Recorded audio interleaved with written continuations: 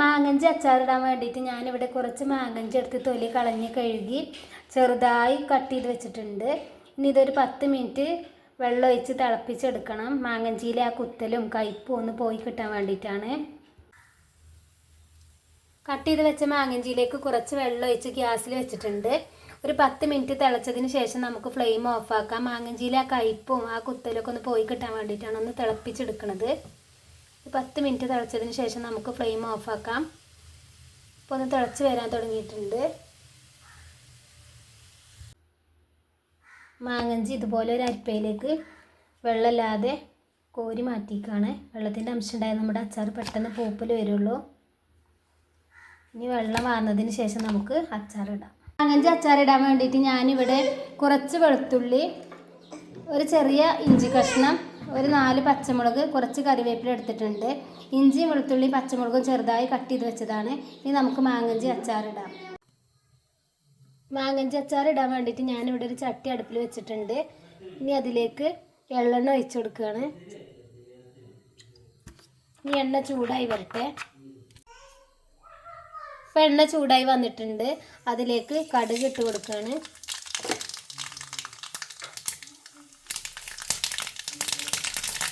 കറിവേപ്പില ഇട്ട് കൊടുക്കുക. ഇഞ്ചി, വെളുത്തുള്ളി, പച്ചമുളക്. ഇഞ്ചി വെളുത്തുള്ളി നന്നായി മൂത്ത് വരട്ടെ.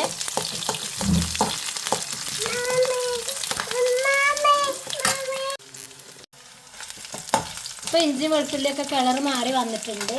ഇനി അതിലേക്ക് നമ്മൾ നേരത്തെ കട്ട് ചെയ്ത് വെച്ച മാങ്ങഞ്ചി ചേർത്ത് കൊടുക്കുകയാണ്.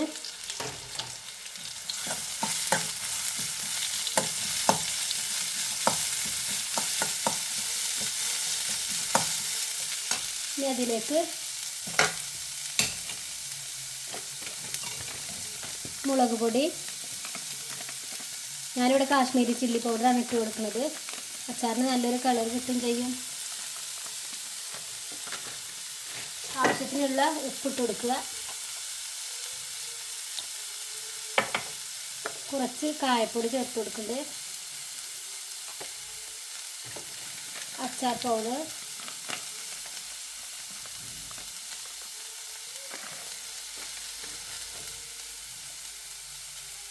നന്നായി ഇളക്കി കൊടുക്കുക.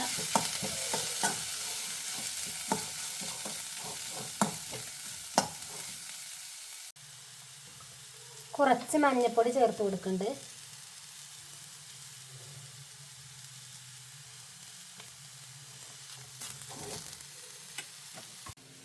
ഇനി നല്ല പോലെ ഇളക്കി കൊടുക്കണം.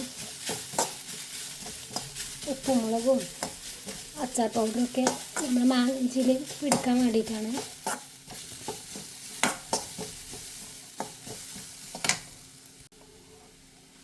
ഇനി അതിലേക്ക് സുർക്ക ചേർത്ത് കൊടുക്കാം.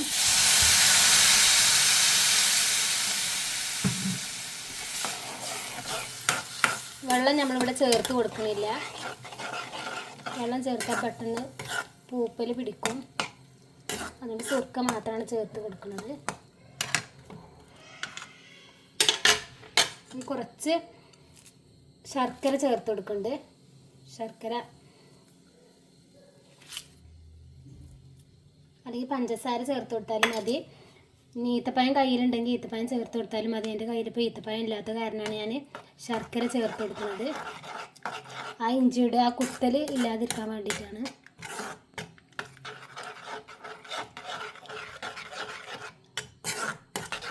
ഇനി തിളച്ചാൽ നമുക്കിത് ഓഫാക്കാം.